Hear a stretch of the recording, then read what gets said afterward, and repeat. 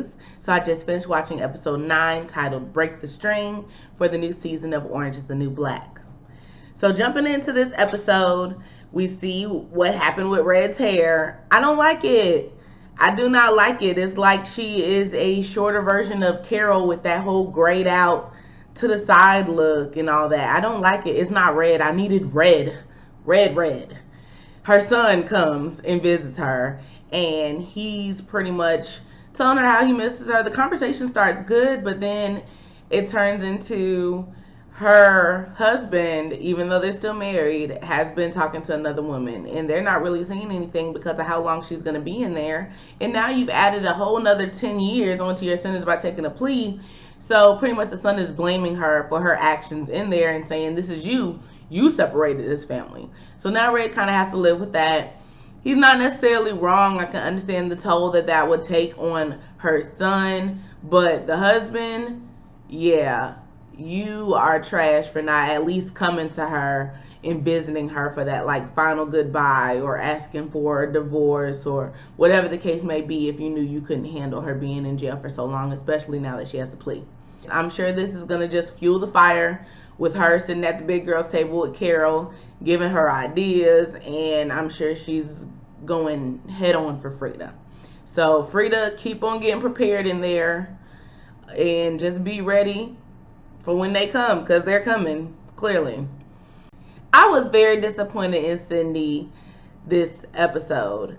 How are you going to write a letter and then put it as fan mail for your own little radio station, read it out loud, and get mad that Flocka answered you the way she wanted to answer you? Just because it wasn't what you wanted to hear was no reason for you to get all angry and mad and all that. And I understand this was your last resort because you attempted to tell Tasty, and Tasty is such a supportive friend. Like, she was there for you, still being there for you, and you just allowing her to play herself. And I don't know if you're faking some type of injury or something's actually going on with you and you're trying to just get it out. Maybe all of this stress from your lies is building an ulcer. Who knows? But I just think it's so stupid that she hasn't come clean. But then now, 6 seasons later, you come clean about Raina being your daughter and not your sister. And you never even really mentioned her as your sister anyway. So it's like you just completely omitted her from your life and bring her up now. So now Tasty's about to be asking you about this, completely deterring you from telling the truth when you should have done that. And everyone, I feel like everyone listening should have known. If anything, Flocka knows that this is about you, because clearly you're retaliating against me for my answer. So I hope Flocka peeped that, and Cindy needs to confess to someone and figure out the best thing to do. Even if it's advice from Flocka, go ahead and do it. You need to get that. So we see that Blanca and Nikki are in medical. Nikki has a serious migraine, and Blanca is bruised and has 2 broken ribs.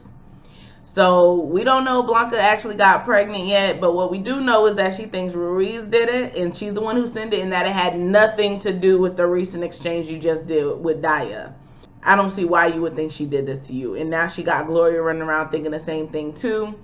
I just hope that they don't do something stupid trying to go after this girl, and this girl is not going after y'all. She's trying to find her own personal peace. So now we have Gloria. She is heading the dance classes. Like I said, Loose Check needs to do it, but Loose Check is getting his little view on too. Okay, Loose Check, no good thing when you see one, because Gloria got them hips and the moves, and she was just showing it all, enjoying herself, trying to work through her menopause. But of course, it's Tooth Fairy. She's clearly jealous, because Loose Check is that thing that she can always look at, and she says she don't want nobody else in the picture. So she went and told Baddison that she is trying to slide in really good with Loose Check so she can get the phones. Gloria don't care about no dang on phones, and you know it ain't about no phones. So that sends Baddison on her little power trip, and she decides to threaten my girl Gloria to never go in there again, and that's the only joy that she had in this place, and you trying to take it away. So I don't know what Gloria is going to do with that. I actually have no idea. Is she just gonna oblige and not go back there? Is Loose Check gonna go after her and be like, come back? I don't know, but I kind of like this little Gloria Loose Check thing. Like, Gloria, you can go ahead and get yours in real quick. I wouldn't mind it. Piper, y'all. Sweet, sweet, innocent. I want to speak to a manager, Piper. She's doing a position for kickball, and she's gone directly to Carol in the most sweetest way and asked if she would like to join and asked for permission to ask others as well. And Carol, because I believe she clearly thinks this is a bad idea and it's definitely going to go south, obliges and says she can go ahead and do it, ask around, whatever, be my guest. And Piper does it, and she does that. So apparently she gets some signatures from D Block and from C Block, and that kicks Carol straight in gear. And she starts charging people with positions, and you do this and you do that, because now it's about to get competitive. Because Carol and Barbara about to be back out on the kickball field. It's time for us to get this storyline rolling, because I was ready to see this. I needed this sooner than now. This is episode 9. What are we doing? So I'm sure the next ones are going to be way more happening, way more action, because this story is happening now. Yes. So now Piper officially has kickball going, now that she has the number she needs and the name she needs. So Piper, the last thing that she does to get everything that she needs is she goes into the chapel, I guess, or to the safe place that the baby killer brings her into. And apparently it's people who are in there trying to find religion, not necessarily a specific one, but I don't think a specific one, but they're just trying to find some peace in all of this and how to handle. And Maria's there, and I was happy to see her there. She started off a little rocky. I didn't know what she was going to say up there, but she ended it with her own reflection of what this means. And you could tell she's kind of working through her feelings of revenge and anger. And that's a good thing. And now I just really hope Blanca and Gloria don't mess this up for her, because she's really not coming for y'all. I hope nothing bad happens to Maria. Her and Piper have a moment where I thought it was a really good moment of teaching, especially for Maria and what she was talking about before she sat down. She was talking about revenge, and Piper comes in and she asked if she would like to sign up for kickball, and then she goes to hand it to her, and you see the swastika that Maria put on her that was changed to a window. And it's that reminder that you could do something so evil to someone, but forgiveness is key. And Piper has forgiven you, and she's extending her hand out to you. So Maria, let's have you do the same. So Daya and Daddy, I don't know if they're like this type of team or lesbian couple. What is this? I don't know. But now that Daya got the little bit of oxy, thank goodness she didn't take it, and Daddy wasn't even going to say anything, because clearly she gave Barbara a bad batch. So her plan was to give her a bad pack of oxy, have her go down to medical and chill for a while so that she has more time to fix this. What kind of plan is this? So now Daya and Daddy are trying to figure out what to go on, and Aleda is now in this situation where she's gotten evicted and moved into the guard's house. And he's the sweetest thing, even though, was it his mother, his grandmother who lived there too? And he straight told her, I expect dinner to be ready when I get home. You're not about to be just living here. Aleda, you better go ahead and play housewife while you got a place to stay. If I was Aleda, I would really be on it trying to filter my health kick supplements through the prison. It might be beneficial for MCC, lower the cost for some things. If they don't necessarily taste nasty, that can be a convenience for the inmates. And then you can make some money so that you can get your kids and get out of his house. So I think that she should play this the right way. But I also think that he's so sweet, and you really need to genuinely learn this person, because this could be a growing partnership. You never know, like, for real. And I think he could be really down for you if you're very honest with him and really just show who you are. So Aleda because of her situation, has decided that she is going to do this plan with Daya to smuggle drugs into the prison.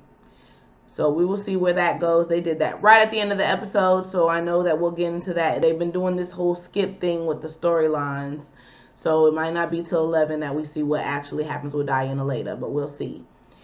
Meanwhile, Daddy has sent Barbara to medical, and Barbara has met Nikki. And I think this is like the perfect combination because Nikki was not here for it. She needs someone who's quiet. This lady over here yelling about flies. I don't understand why she thinks there are flies everywhere and why she thinks they're gonna beat her up. And she said their little hands are all over her. It was so weird but so hilarious. And I feel bad, but Mackenzie Phillips, the lady who's playing the character of Barbara, she might be a little too good at this, and she's had a history of this and some other things. I won't get into details. Y'all look her up because her story is like a little crazy, but I'm happy to see her doing something. But she even says it herself, maybe I need to be down here getting clean. This is the perfect spot for you because by the time you get out, you'll be ready for kickball. I am ready. But her and Nikki are really blossoming a friendship here. Because Nikki knows how to talk to people and calm them down and say the right thing. She does it with Lorna all the time. So I think this is a good relationship for Nikki to help her find someone, at least in C Block, that she can hang with, I guess.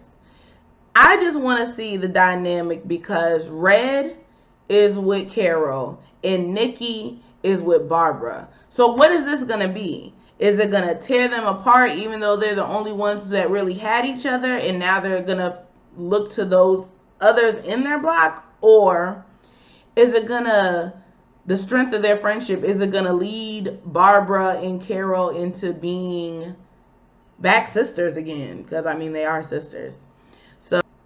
So those are some of the things that I'm excited to see for the next episode. We also haven't seen what's going to happen with Pennsatucky now that she's officially bribed Linda. And I want to see if Alex actually is able to get out of this now that she's officially wanted to end it. So this was my review for episode 9 of the new season of Orange is the New Black. I hope you guys enjoyed it and it gave you some information and a new outtake on what you've already seen. So please subscribe below. You can also check me out on Facebook, www.facebook.com/ScreenQueen Reviews. Thanks for listening.